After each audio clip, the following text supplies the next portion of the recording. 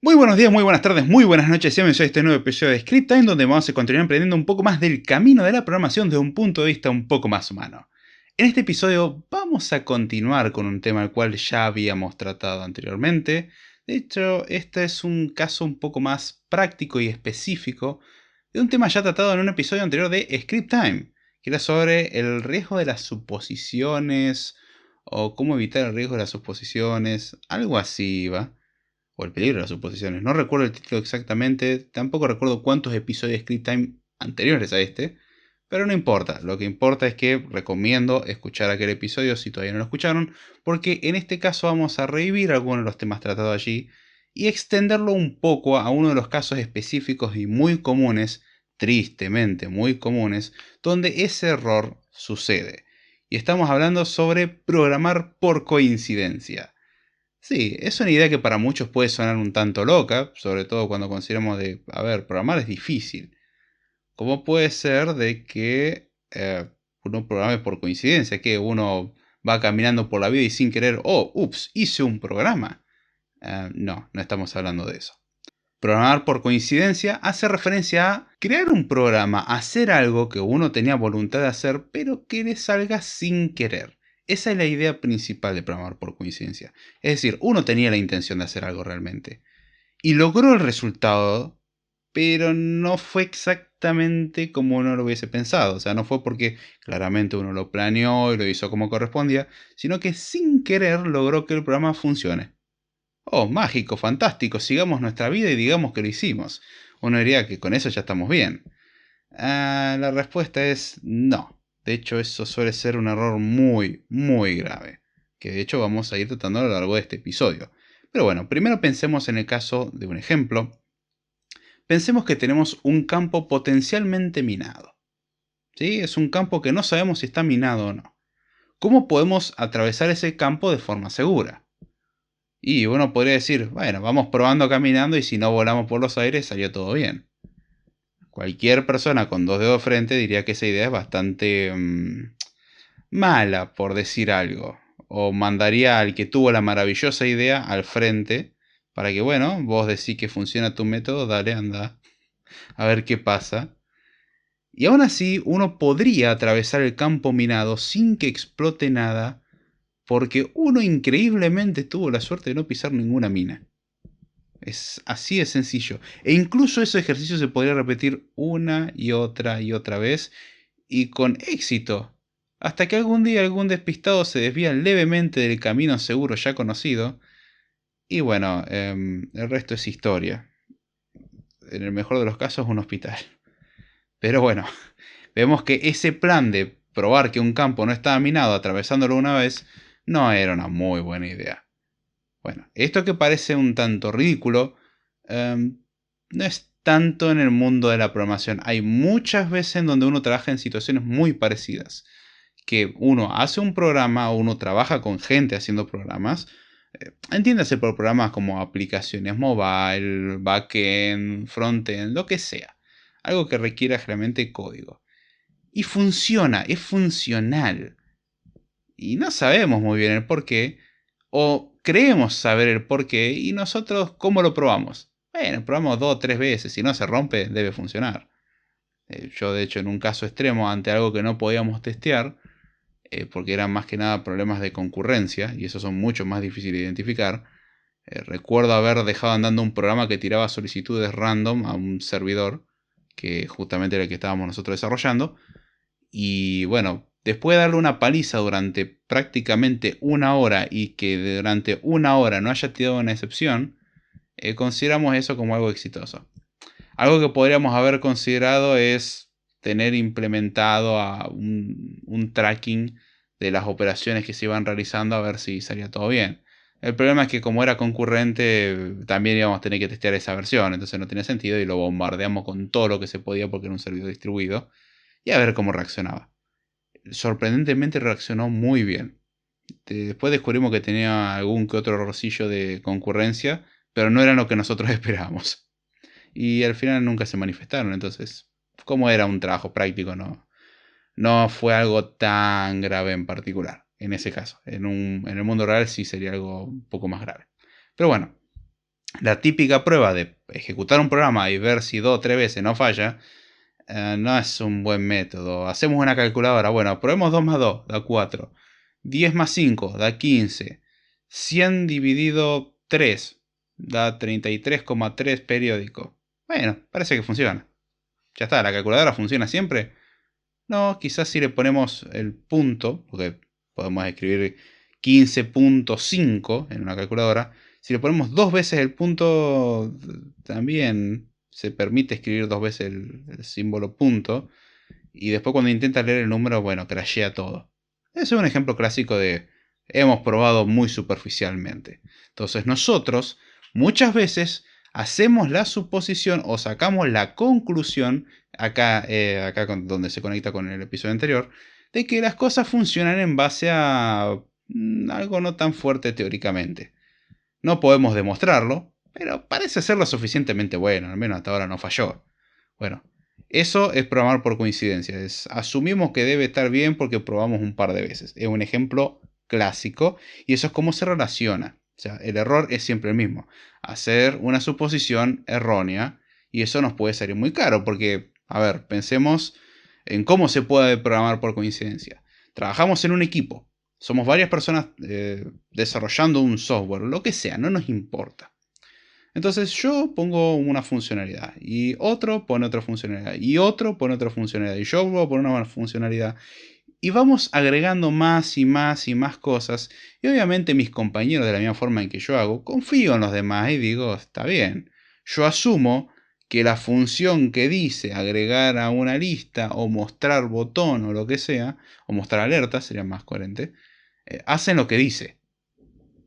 Y bueno, suponiendo de que hacen lo que dicen, o suponiendo de que las cosas están bien implementadas, es decir, la función tiene el título correcto, y yo pienso de que internamente funciona bien, sin ninguna suposición extra, bueno, eso lleva muchas veces que todo lo que funcionaba bien increíblemente y éramos súper felices y durante meses trabajamos así, un día deje de funcionar.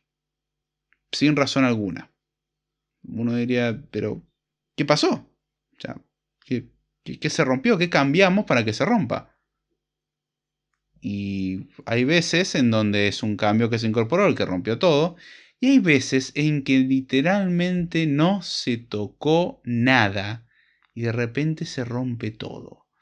Y la gran pregunta es, nuevamente, ¿qué fue lo que pasó? Bueno, sabemos que se rompió eventualmente, no sabemos el por qué.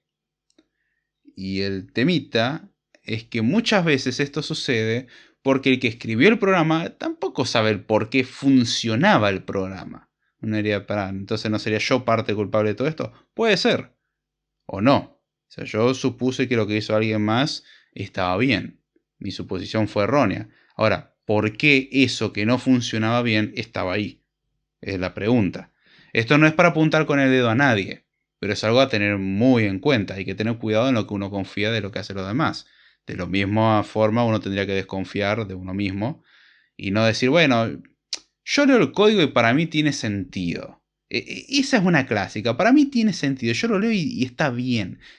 Y después ese es un ejercicio clásico que lo hago con personas que no tienen quizás tanta experiencia o le he enseñado algunas cosas de programación. Les doy algo que parece estar bien, que lógicamente parece estar bien, y ejecuto algo que sé que lo va a romper. Y yo le pregunto a propósito, ¿y a vos te parece que esto está bien? Sí, trato de hacer que la pregunta suene inocente. Bueno, entonces, bueno, está bien, vamos a ejecutarlo, lo ejecutamos y ¡pum! Se rompe. Y la persona queda desconcertada, ¿por qué se rompe? Y empieza a evaluar y hay veces que dice, se me escapó un caso. Qué loco, ¿no?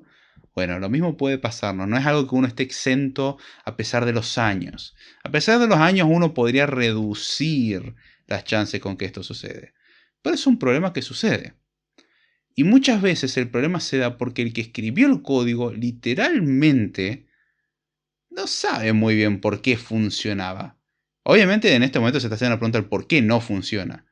Pero si se le preguntara con un poco más de detalle, a ver, ¿y cómo lo hiciste? Y muchas veces la respuesta puede ser, no sé. O yo usé esto y parece que andaba y listo. Entonces vemos que la persona hizo un acto de fe impresionante. Dijo, esto seguro debe funcionar, tiene un nombre más o menos parecido a lo que yo quiero, seguro que funciona así. Voy a ignorar toda documentación si es que existe, y en caso de no existir, no le preguntaré a nadie, seguro que mi suposición debe ser correcta. Claro, después nos enteramos en producción de que no era correcta. Literalmente, el software no era lo suficientemente bueno, la solución parecía ser lo suficientemente buena, no lo era, y gracias a una feliz coincidencia, las cosas funcionaban. Qué gran mentira, ¿no? Esta gran mentira, uno puede autoengañarse, uno puede hacer un montón de cosas, puede desarrollar sistemas súper complejos y la mitad de las cosas no entenderlo porque sobre todo hace copy-paste, que no hay algo malo en el copy-paste per se, pero es una de las fuentes principales de este tipo de comportamientos. Aparece un montón de código que no entendemos lo que hace. De algún lugar salió. Si uno escribe el código a mano, por voluntad propia, algo aunque sea está entendiendo lo que está haciendo. Si no, literalmente no le saldría a escribir las líneas. Algo pareciera estar entendiendo. Puede caer en este error. Pero, si hacemos copy-paste es mucho más fácil, porque saltamos todo ese paso de pensamiento en lo que uno tiene que escribir. Es literalmente copiar, pegar y listo. Todo saldrá bien, porque me dijeron que Stack Overflow es buenísimo. Sí, Stack Overflow es buenísimo, eso no lo pienso negar. Pero creo que la suposición se pasó un poco bastante. Ahora, ¿por qué suceden este tipo de cosas? Bueno, como dijimos, el desconocimiento de qué es lo que uno está haciendo lleva a este tipo de errores. Ese es el típico caso de junior y no tan junior. Hay gente que es categorizada como semi-senior, incluso senior, y comete este tipo de errores por, bueno, yo creo que lo que yo sé es lo que es y no hay que aprender nada más. Y no se esfuerza en fijarse de algunos detalles, cómo funcionan las cosas, no se hace preguntas. Hice un curso, 2 cursos, 10 cursos, o bootcamp, o estudié en la universidad, lo que sea. Me formé de la forma que sea y con lo que aprendí estoy bien. Y ahí es donde enlazamos con el script anterior sobre cómo evitar estancarse o los peligros de estancarse. Bueno, exactamente lo mismo. El estancamiento lleva a este tipo de errores. ¿Por qué? Porque uno se queda con lo que sabía y a partir de ahí empieza a suponer. No está mal suponer. El problema es que su única fuente de certeza sea la suposición. Ahí es donde está la cosa. Si uno lo único que tiene como fuente de certeza es una suposición, está todo mal. Ahora, suponer es una herramienta muy poderosa. Hay un punto donde tenemos que empezar a hacer suposiciones, si no sería imposible vivir. Ahora, ¿qué otra causa tenemos para que sucedan este tipo de problemas? Bueno, podemos tener accidentes de implementación. Es decir, la persona no estaba actuando de forma inconsciente a la hora de escribir el código. Pero hay suposiciones que está ignorando o suposiciones que está haciendo. De hecho, suele suceder cuando el código uno lo prueba y ahora funciona. No, maravilloso. Es la clásica, en mi computadora funciona. Y muchas veces es verdad, en la computadora de la persona, lo está diciendo en serio, funciona. Si le está mintiendo incluso en ese caso, preocúpese, está delante de un mitómano, probablemente. Pero puede que el desarrollador que le diga, no, en mi computadora funciona, y en el servidor no. Esa prueba que nunca se hace.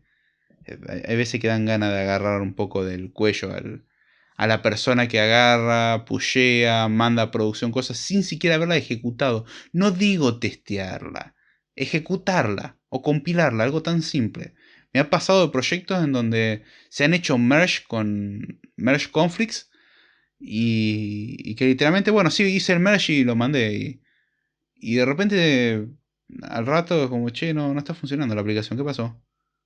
Y se fijan y la aplicación literalmente no compila. No compila. No es que no corre, no compila. El código no va a compilar porque hay un pedazo de código que desapareció. Obviamente hay herramientas que ayudan a detectar este tipo de cosas. Se lo puede incluir en el ciclo de Continuous Delivery y Continuous Integration.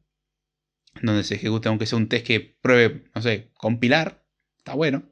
Y lanzar la aplicación. También está muy bueno. O sea, son dos tests muy básicos. Que estaría bueno automatizarlos, es cierto.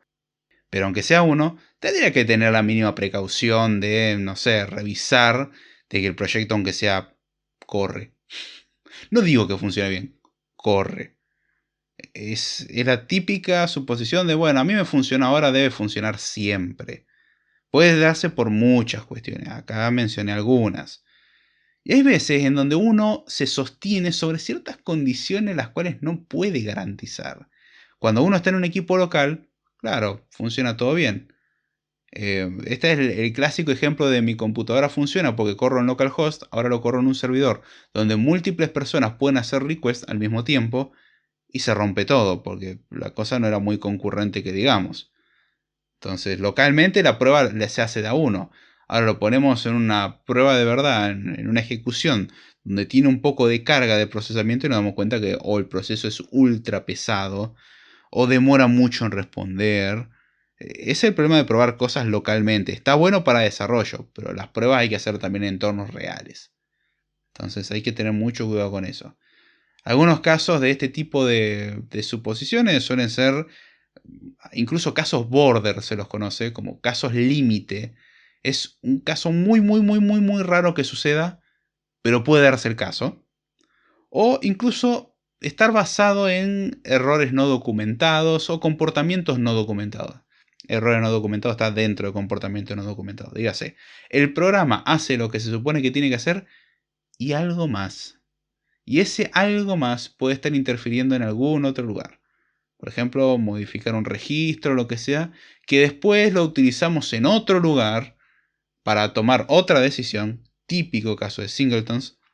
Y el problemita es que nosotros rompimos las cosas en un lugar, o sea, dejamos datos inconsistentes de un lado, pero recién nos vamos a dar cuenta cuando lo leamos en otro. Y puede que pase tiempo. O sea, no es que el lugar donde crasheó, ahí está la causa. Quizás ahí podemos descubrir de que hay algo raro. Pero si no prestamos atención a los datos, incluso no nos damos cuenta de que viene por una inconsistencia de datos. De esta forma, podría citar ejemplos como llamar a funciones que no se supone que tendrían que ser llamadas. Típico caso, típico del ciclo de vida de componente de interfaz gráfica de usuario. Voy a dar un ejemplo de iOS. No es necesario que sepan iOS. Voy a tratar de explicarlo lo mejor posible. En el tiempo de vida de una vista, de un componente visual en iOS, hay una etapa que es la del layout, es decir, determinar la posición de sus componentes hijos. Una vista puede tener subvistas. Entonces el layout es determinar dónde van a estar ubicados los distintos componentes hijos en base a que la vista padre, o sea, la vista que los contiene, cambia de tamaño, por ejemplo. Si rotamos el teléfono, de repente tenemos más espacio para crecer para los costados y quizás menos espacio verticalmente. Entonces tenemos que redimensionar los componentes. Esto implica ejecutar toda una lógica interna de layout. O sea, de decirle a los componentes, bueno, ahora redimensionense como ustedes saben hacerlo. Y hay veces que se tiene que propagar todo ese mensaje hasta los descendientes más profundos. Ahora, ¿cuál es el problema? Hay ciertas funciones que fueron pensadas para nunca ser llamadas por nosotros, sino que el motor de layout lo hace. Lo que nosotros podemos hacer es agregar ciertos comportamientos extras a los ya existentes. Es decir, nosotros podemos agregar un poco más de tareas, por ejemplo, ejecutar alguna animación, o desactivar temporalmente alguna acción, o enviar un evento, lo que sea. Podríamos enviar, o sea, dejar un registro de, bueno, acá el usuario rotó la pantalla para saber cuántas veces el usuario rota la pantalla, si por alguna razón nos interesa ese dato. Nosotros podemos agregar esa información en base a modificar levemente el comportamiento. Es decir, además de lo que uno está haciendo, hacer otras cosas.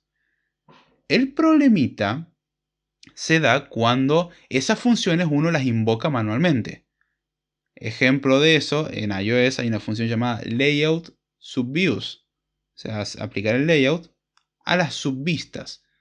Esa función, la propia documentación aclara muy bien de que nunca debe ser invocada por el usuario. Esa función es automática, se llama cuando tiene que ser llamada. Entonces, hay que prestar atención a eso. Bueno, ¿qué es lo que pasa con muchos? No prestan atención a eso. Entonces llaman a la función porque dice layout subviews. Yo quiero que se aplique el layout. No, para eso existen otras funciones que lo hacen. ¿Por qué se cometió ese error? Por una suposición y por no haber leído la documentación. Este tipo de cosas están aclaradas bastante bien en las documentaciones, incluso como notas importantes en negrita y todo. Otra cuestión que podría pasar sería, por ejemplo, problemas de hilos. O sea, tratar de ejecutar un cambio de interfaz gráfica de usuario desde un hilo de background. Esa es clásica. Eso literalmente en muchos sistemas crashea. En iOS, si uno intenta ejecutar algo de interfaz gráfica en un hilo de background, ¿cuál sería un hilo de background? Por ejemplo, cuando uno hace un request por internet, el request no frena la interfaz gráfica. La interfaz gráfica sigue funcionando, sigue respondiendo y todo. En segundo plano, se ejecuta el request y cuando viene el request uno tendría que pasar de nuevo al hilo de control de la interfaz gráfica y manipular la interfaz gráfica ahí. Cuando uno intenta manipular la interfaz gráfica de otro hilo, por cuestiones de seguridad y para garantizar consistencia, la aplicación dice esto es algo inconsistente. Mejor dicho, esto puede llevar a inconsistencias. Es peligroso. Entonces, para evitar de que hagas acciones peligrosas, crashea. Es el mismo mecanismo que hasta cierto punto tienen los pantallazos azul de la muerte de Windows. El pantallazo azul de la muerte, a pesar de que uno se queje de que no, qué horrible el pantallazo azul o Blue Screen of Death, como lo quieran llamar, a pesar de que parezca algo horrible, un comportamiento horrible, porque, oh no, he perdido mis cambios, he perdido mi trabajo, oh, qué mal. Justamente es una protección que tiene el sistema operativo para evitar de que cosas peores sucedan, como por ejemplo corrupción de datos. Porque es preferible perder un rato de trabajo, lo cual sería bastante evitable si uno guardara los cambios cada ratito que puede. Ya para el que el programa tendría que ser casi un reflejo de hacer Command S o Control S. Es escribir dos líneas, Control S. Escribir otras dos líneas, Control S. Si uno pierde, pierde dos líneas. Es impresionante el tic que le puede quedar a uno después de todo eso. O de perder muchos cambios. Se puede aprender por las buenas, con práctica, o por las malas, en base a perder muchos cambios. Bueno, si uno hace ese tipo de cosas, no pasa nada, la pérdida es mínima, se minimizó muchísimo. Incluso hay veces que tienen mecanismos de recuperación al punto de que no se perdió nada. Ahora, ¿qué pasaría si lo que se quiere ejecutar es escritura en disco de datos no muy seguros que digamos? Podemos corromper directamente los archivos y ahí no hay nada que nos salve, ni siquiera el haber guardado los cambios nos va a salvar, porque puede que se corrompa literalmente el archivo sobre el que estamos trabajando.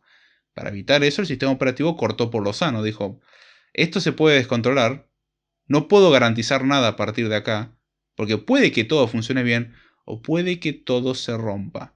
¿Qué es lo que hacemos? Listo, cortemos con la ejecución acá, matamos todo. Fin. ¿Es una solución drástica? Sí, pero es preferible a permitir otras cosas peores. Hay veces que hay que poner un poquitito eso en la balanza. Pero esa es otra suposición clásica, ejecutar una función sin fijarse en dónde uno la está ejecutando. Entonces uno no se da cuenta de que está ejecutando de algo en segundo plano. Y que normalmente suele ser tan rápido que no se nota, entonces todo bien. Y en la mayoría de los casos se hace el switch al primer plano. Pero justo en un caso nos olvidamos de hacerlo porque asumimos que todo es mágico. Y bueno, de repente, justo en un caso, al usar una función que se usa por 20 lugares diferentes, crashea la aplicación. Y puede incluso que esa invocación sea rara. Entonces, juntamos algo que está mal con algo que es difícil que suceda. Entonces sucede una vez cada tanto y es un poco más impredecible eso. Es molesto. Este tipo de casos igual son más fáciles de detectar, obviamente, cuando ya sucedieron. O sea, cuando ya está la catástrofe podemos verlo. Suelen ser fáciles de encontrar. Hay otros casos donde es más complicado, por ejemplo, problemas de concurrencia.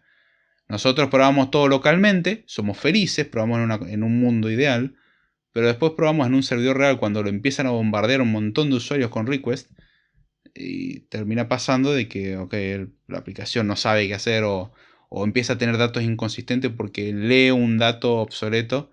Veas el problema, por lo menos cuando lo había aprendido se le llamaba el problema del jardín ornamental. Era tener dos torniquetes para contar la cantidad de personas que entran a un jardín ornamental. Y el problema es que el contador es uno solo, pero hay dos torniquetes. Entonces el problemita era que hay veces que justo entraban dos personas al mismo tiempo y se contaba como una. Porque justo la suma se hacía se hacía las dos veces, pero una leía un dato viejo ya. O sea, un dato obsoleto. O mejor dicho, ambas leían dato obsoleto y sumaban uno. y guardaban ese valor, lo cual hacía que sea el mismo. Y eso es algo que uno tiene que evitar. Este tipo de casos son mucho más difíciles de identificar. Hay que verlos con más cuidado. Pero todo esto son accidentes de implementación. Son cosas que funcionan ahora, pero puede que en algún momento fallen. Y si no se testeó, obviamente, es más fácil que falle todavía. Después también tenemos patrones fantasma que pueden estar escondidos dentro de nuestro código. Lo cual, a ver, hay un detalle. Nosotros como ser humano estamos diseñados para encontrar patrones y para tratar de establecer las causas o las consecuencias de lo mismo. Uno diría, no, yo no voy por la vida detectando patrones. Bueno, si uno trabaja en esto, llega a un punto donde empieza a hacerlo porque es extremadamente cómodo. Eso es cierto. Pero sí, en la vida uno trata de identificar patrones. Que uno no se dé cuenta es otra historia. Es como que mucha gente me diga, no, yo no sé para qué quiero aprender ecuaciones si yo no las uso en la vida. ¿Cuánto es 2 más 2? Esa es mi pregunta. Y van a decir obviamente 4. Bueno, felicitaciones, esa es una ecuación. Que uno no se percate no significa que no lo esté haciendo. No confundir, que uno ignore que está haciendo algo no significa que no lo haga. Bueno, lo mismo, nosotros detectamos patrones. Obviamente, cuanto uno más lo practica, más fácil le sale. Entonces nosotros, a medida que vamos leyendo el código, podemos identificar, o leyendo resultados, podemos identificar ciertos patrones. Y empezamos a hacer suposiciones sobre esos patrones. Y sobre esto tengo un ejemplo clásico de problema. Tenemos una aplicación que registra el tiempo. No me refiero al clima. Me refiero a tiempo literalmente temporal. O sea, el usuario hizo tal cosa a tal hora. O un usuario registró para ir a una cita. Imaginemos que es un... ¿Cómo se le llama esto? Un scheduler, un... Ay, se me fue el término en español. Un calendario, podemos pensarlo. El calendario ya es un ejemplo muy burdo. Pero... O una agenda para un doctor, el cual da turnos y atiende a domicilio. Entonces uno puede reservar un turno con este médico. Cuando me acuerdo cómo se decía en español, lo digo. Si no me acuerdo, ustedes entendieron igual. Pero bueno, nosotros vamos y registramos en la agenda de este doctor. A ver, nos fijamos, ¿tiene libre tal día? Sí, obviamente la agenda no es las 24 horas. Dispone de ciertos horarios y uno los va registrando. Somos felices, todo muy bien, vamos registrando. Y este doctor se hace muy famoso y empieza a viajar un poco. Y el problemita es que los maravillosos desarrolladores, gracias a la holgazanería que tenían, decidieron que las fechas y las horas se guarden quizás en un formato estándar o semi-estándar. Si fuese estándar no existiría tanto el problema, pero interpretándolas como que son de una sola zona horaria. O sea, por ejemplo, Argentina. Argentina tiene teóricamente una zona horaria. Tendría que tener más, vamos a ignorar eso. En la práctica tiene una. Entonces tiene una zona horaria. Y de repente este doctor famoso también empieza a atender en Brasil. Y en Brasil se maneja también otra zona horaria. Entonces, de repente, alguien de Brasil, cuando este doctor va a Brasil, registra con una hora de diferencia una cita. Desde el punto de vista de la persona de Brasil, lo registró perfectamente. Desde el punto de vista del doctor, no. Porque la persona o va a caer una hora antes o va a caer una hora después. Así que eso no está para nada bueno. Estamos trabajando en zonas horarias diferentes. Y uno me diría, no tiene sentido, porque el doctor va a hacer el cambio horario cuando cruza el país. Sí, pero ¿qué pasa si el software le da el horario en hora de Argentina? Porque todo está hecho para funcionar, o sea, está forzado a funcionar en horario de Argentina. Van a haber inconsistencias. Y eso lleva a un montón de errores. Y lo he visto literalmente en calendarios. Es un error bastante burdo. En picker de fecha lo he visto. El hacer esta suposición. Que, si vamos al caso, siempre se va a trabajar bajo la misma zona horaria, todo bien. Ahora, pasaría lo mismo el problema hasta cierto punto si uno trabaja con horario de verano e internacionalización. Para este problema existe una solución que son el uso de formatos estándares de fecha, utilizar UTC para manejar las zonas horarias, los time zones, y ya está. Permite representar una fecha de una forma independiente a la ubicación en la que uno se encuentre. Por más de que una persona acá en Brasil o en China registre una fecha, todos la van a ver en su zona horaria porque el registro es genérico para todos. O sea, se toma un punto de referencia, todo se hace en base a ese punto de referencia, con lo cual uno puede verlo en distintas partes del mundo en su respectiva zona horaria. Pero es el mismo momento, no son dos momentos diferentes en el tiempo. Cada uno lo va a ver en su reloj diferente porque utiliza diferente uso horario, está bien. Pero este es un error clásico de suposición. Supongamos de que siempre vamos a trabajar con esta zona horaria. Supongamos que siempre vamos a trabajar con esta moneda. Supongamos que siempre vamos a trabajar con este proveedor. Suponer cosas. Esas suposiciones temporales llevan a consecuencias permanentes muchas veces. Generalmente reversibles. El problema de esto es que son patrones ocultos. O sea, uno dice, ¿la fecha qué es? Bueno, año, mes y día. Es todo lo que necesito. O una cita, ¿qué es? Año, mes y día y hora. O hora y minuto. Me falta un dato importante a aclarar. Zona horaria. Bueno, como no puse ese dato, y uno diría, bueno, sí, una fecha se puede componer o una cita se puede componer de esos 5 datos, está bien. Está mal. O sea, al principio va a funcionar. Hasta que el médico se haga famoso y quiera ofrecer sus servicios a personas de más países. Ahí es donde puede que su software, no el médico, su software, empiece a funcionar como no esperaba. ¿Cómo se resuelve esto? Bueno, todo aparente patrón debería de ser probado. No es asumir, bueno, acá parece de que esto se comporta de esta forma. No, nada de acá parece. Acá hay que asegurar cosas. Entonces uno tiene que ser capaz de garantizarlo. Es decir, bueno, al menos en estos casos yo garantizo que funciona y tener en cuenta esa acotación de no funciona en todos los casos. Funciona en este caso, o sea, la implementación de el calendario para reservar citas para el doctor, que el doctor siempre va a estar en Argentina bajo el mismo uso horario. Perfecto. Es totalmente válido, no está mal per se. El problema es que se hace esa suposición. Cuando se mueva de lugar, se rompe todo. Mientras que no se mueve de lugar, el software puede funcionar maravillosamente durante décadas. Es mucho más probable que el software muera antes de tiempo. O sea, antes de que pasen esas décadas, se lo reemplace por otra cosa. Pero bueno, ese es un típico caso. No asumir, sino probarlo. También tenemos accidentes de contexto, son un tanto parecido a lo anterior, y es hacer suposiciones pero de contexto.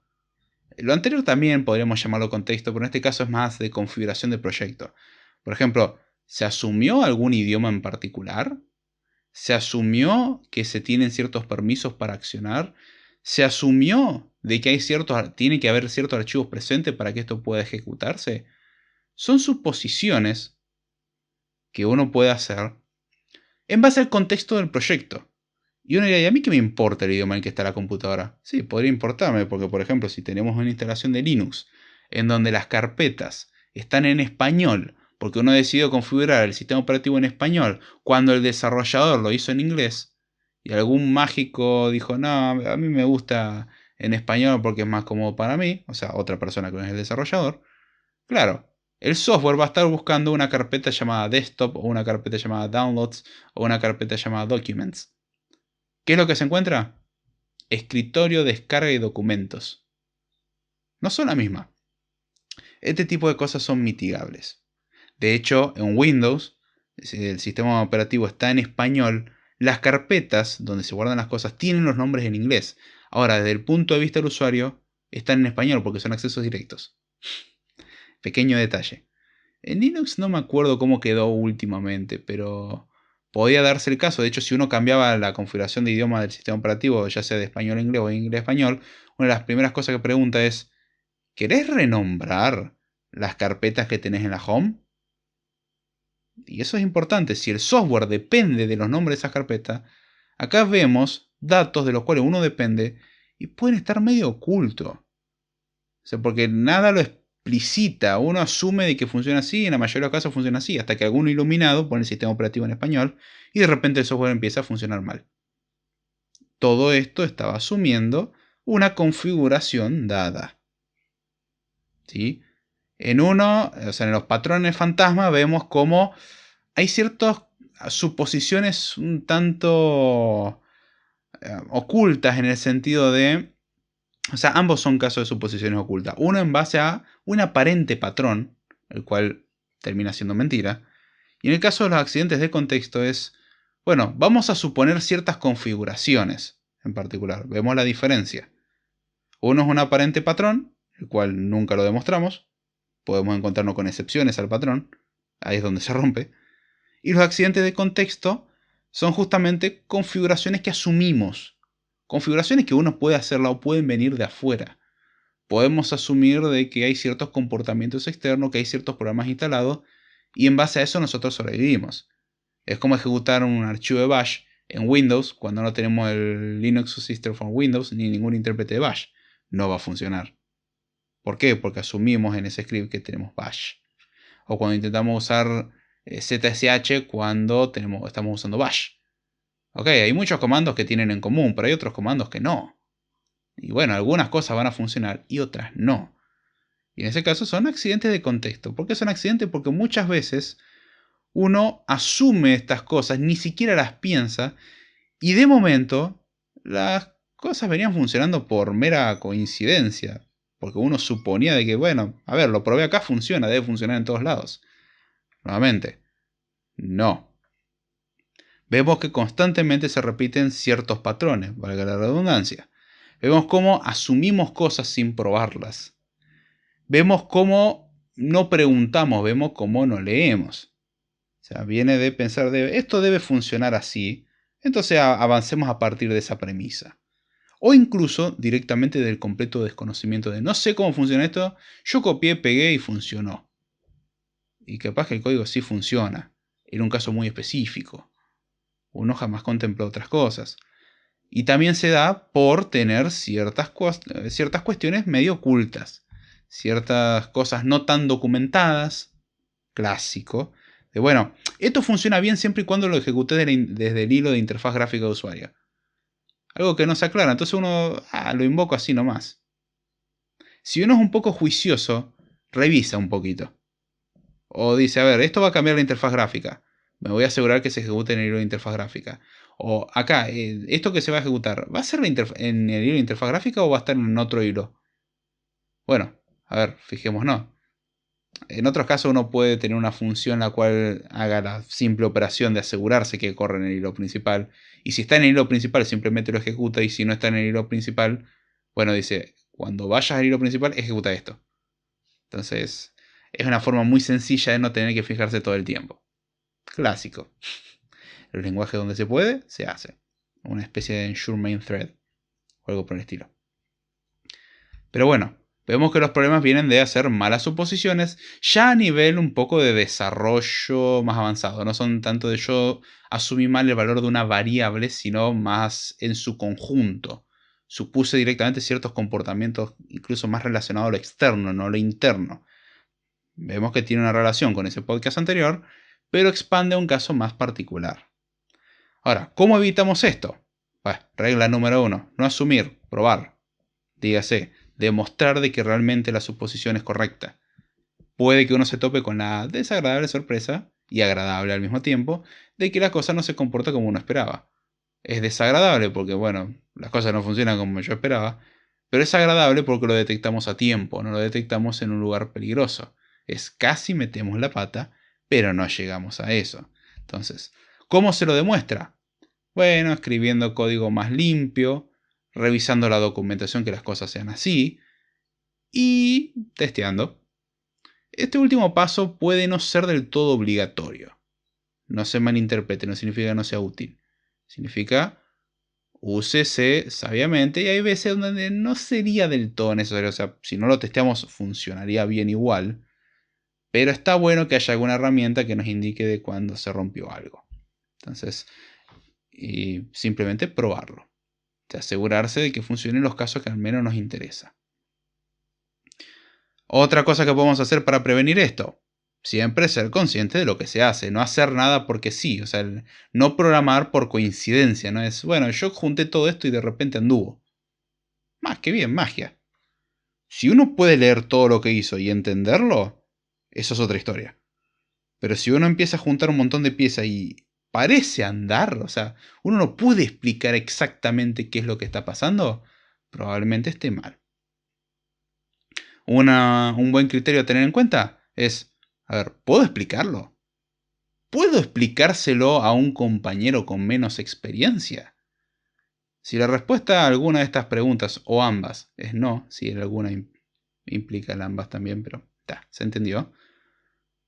Si alguna de estas preguntas se responde con un no, no puedo explicárselo a un colega y mucho menos se lo puedo explicar a un junior, muy probablemente estamos haciendo un montón de suposiciones. O sea, suposiciones de, sí, esto debe funcionar, confío. Y no, no es la idea. ¿Significa que estoy haciendo esas suposiciones? No necesariamente, pero por lo menos en mi caso prendería varias alertas diciendo, si no se lo podés hacer entender a alguien, capaz que no lo estás entendiendo bien. Si uno lo puede explicar claramente, es porque uno lo entiende. Si uno no lo puede explicar claramente, es porque uno puede que no entienda algunas cosas o puede que no entienda nada. Ese último caso obviamente peor que el anterior.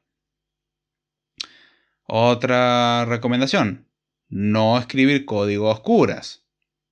Entiéndase, si no se conoce o no se entiende del todo una tecnología o una aplicación, es muy probable que uno empiece a suponer cosas. Esto es clásico cuando uno está aprendiendo alguna tecnología. Hay un punto donde uno hace suposiciones. Está bien. Pero tiene que tener cuidado de que esto no degenere y tratar de que, bueno, no entiendo del todo cómo funciona esto. Frenemos un poco. O puedo avanzar un poco al punto de dejarlo más o menos andando y dejar marcado como esto es un pendiente que claramente antes de que esto salga a producción tengo que revisar.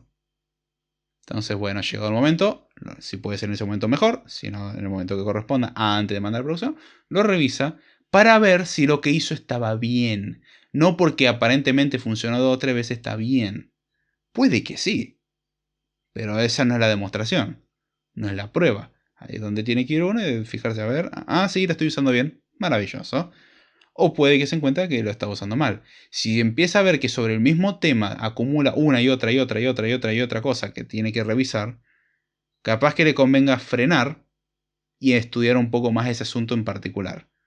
Clásico ejemplo, uno trabaja haciendo un backend y en la parte de almacenamiento de datos con base de datos, porque backend no es solamente hacer una base de datos, implica muchas cosas, se da cuenta que su interacción con la base de datos no le queda del todo clara y le cuesta.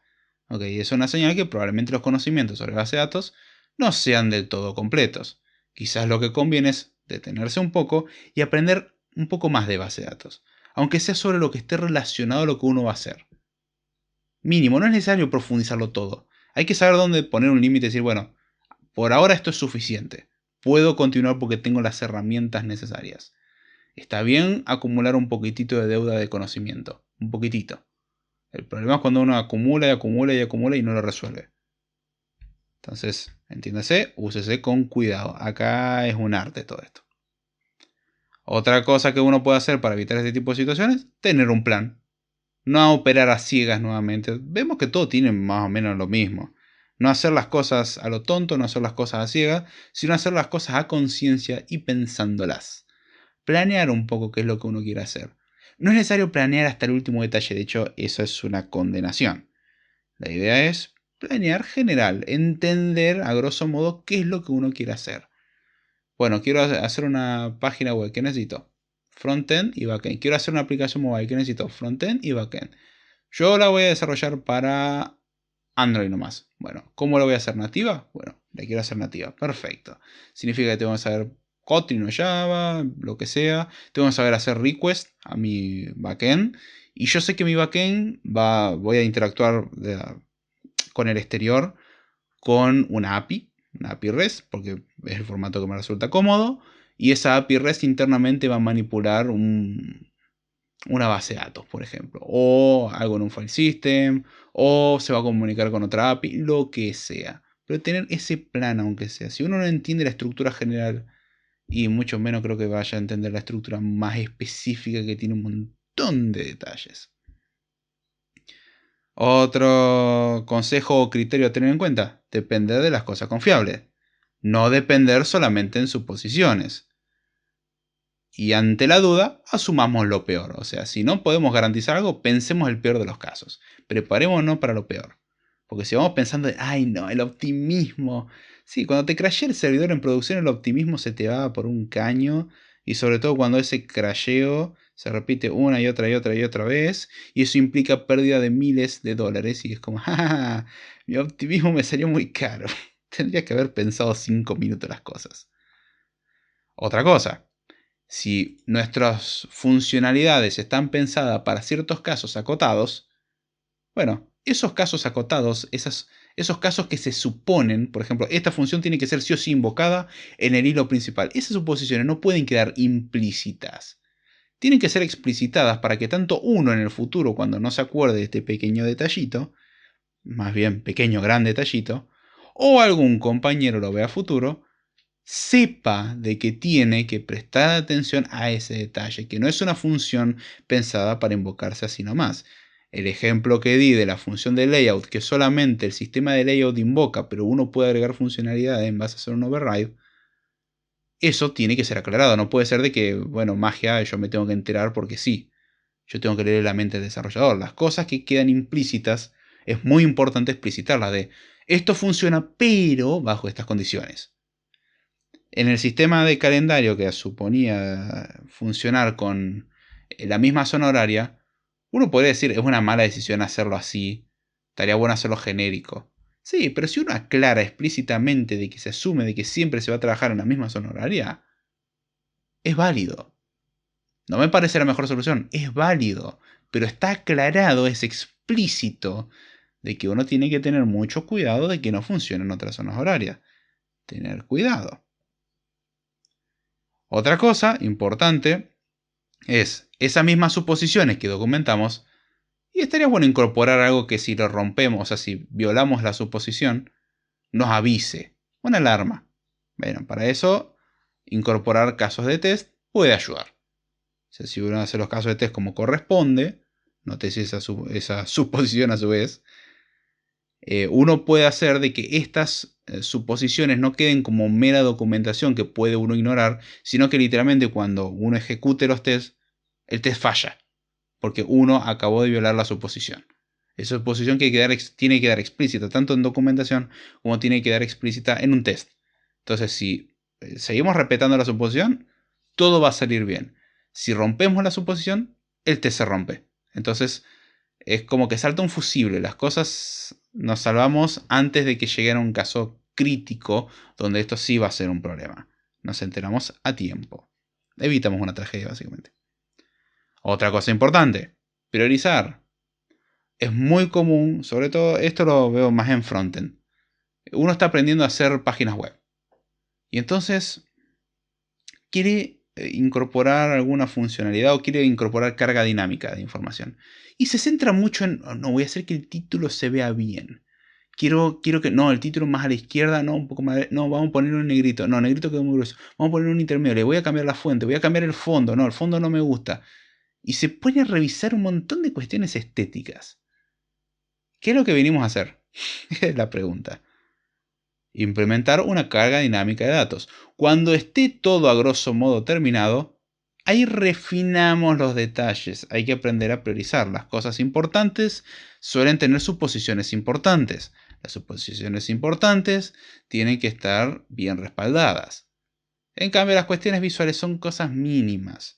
Hay que saber en qué perder el tiempo y en qué no. En realidad la idea es no perder el tiempo, pero en qué usar el tiempo. Si hay algo que es crítico, usemos el tiempo ahí. A ver, si tenemos un software que es un poco lento en cargar, y el mismo software también, si tocamos el botón comprar, crashea, y me parece que es mucho más importante resolver el problema de comprar crashea. Porque lo otro sí, es una mala experiencia de usuario. Pero no es tan importante. Si la aplicación crashea es un problema muy grave. Porque literalmente no vamos a ganar dinero. Y salvo algunos entusiastas en general, uno tiene... en realidad los entusiastas también tienen la necesidad de comer. De ahí cómo suplen esa necesidad de otra historia. Pero generalmente la gente suele trabajar para comer. Es una cosa muy loca. Aunque existe cierta cultura de que eso no suceda. Pero Lo ideal es que no, que uno tenga que trabajar y esas cosas, y si uno mete demasiado la pata, suelen no querer pagarle porque uno está causando más problemas que soluciones. Es muy loco. Algunos lo consideran injusticia. A mí me parece bastante justo. Si uno causa más problemas en su presencia que en su ausencia, y no sé si está bueno que te paguen. Te tendrían que echar probablemente. O darte la oportunidad y que uno sea responsable e intente enmendar. No hay nada malo con eso. Y finalmente, otro consejo que doy es no esclavizarse a futuro. Es muy común que uno haga suposiciones y que ancle el software a cosas del presente. Y en el futuro se rompa. En el caso del calendario, que dije que fallaba, bueno, tenemos la cuestión de que uno diría, pará, ese tipo de fallos que ahora no suceden pero en el futuro pueden suceder, los podríamos evitar registrando el tiempo en UTC.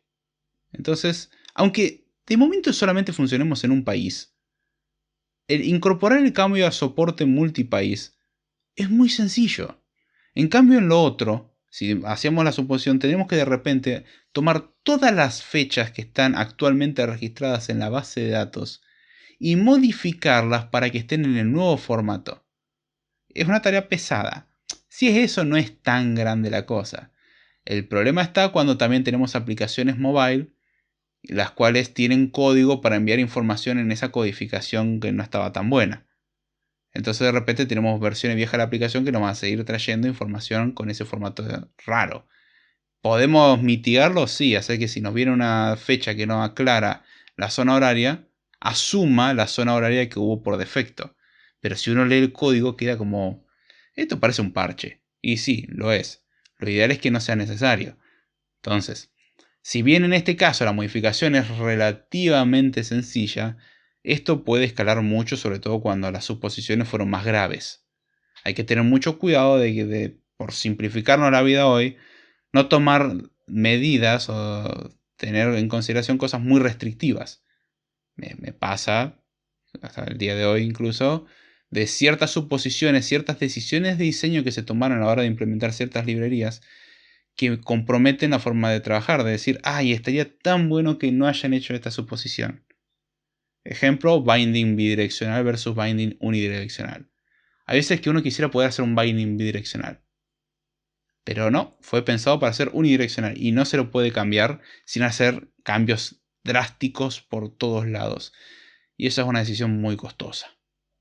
Hay decisiones muy costosas. Tener cuidado a qué es lo que uno se está anclando el día de hoy.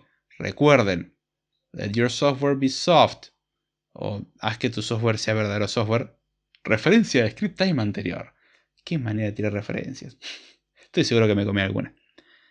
Pero bueno, a grosso modo entendemos de que no está bueno actuar sin saber lo que uno está haciendo. Así que entiendan lo que está haciendo. Si no entienden lo que está haciendo, si no son capaces de explicarlo, algo están haciendo mal. No dejen cosas implícitas. Las cosas que son suposiciones y que otros también tendrían que respetar, explícitenlas.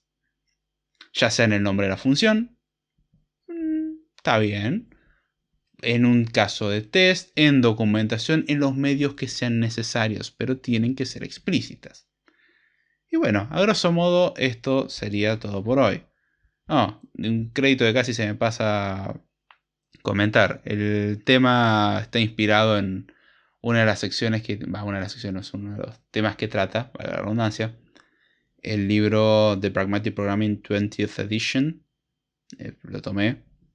De ahí básicamente varias referencias, de hecho la referencia del campo minado y algunos títulos que he mencionado acá vienen de ese libro. Así que para más información, aunque es más o menos lo mismo, vayan al libro. Yo agregué otros ejemplos que me parecen un poco más claros, por ejemplo el sistema de layout. Es más común que uno tenga referencia a eso. Más que entender cómo funciona un framework de layout. Es menos común que uno entienda internamente cómo funciona. No está mal el ejemplo que del libro, pero lo adapté un poco a cosas más personales. Así que bueno, espero que haya gustado el episodio, que lo hayan entendido, que les haya entretenido, lo que sea. Y espero que me lo dejen saber ya sea en los comentarios, en suscripción o like o alguna ayuda monetaria que quieran hacer. Todos los medios para todo eso están en la descripción. Si quieren meterse al grupo de Telegram donde suelo comentar cuando va a salir un nuevo episodio y cosas por el estilo y pueden participar, está bastante quieto, pero si quieren participar, también está en la descripción. Nótese que dije grupo de Telegram, grupo. Hay gente que se mete al canal. No está mal. No, hoy en día está automatizado el canal, así que no es que agrego cosas yo a mano generalmente. Y no confundí con el Telegram personal. Dice grupo, es bastante claro. No tengo problema que se contacten al Telegram personal. Simplemente que si se querían meter al grupo, entren al enlace que dice grupo. Nice. Pero bueno, ya creo que con esto podemos ir terminando este episodio. Y ahora sí, ya sin mucho más. Con esto me despido. Espero que les haya gustado y será hasta la próxima.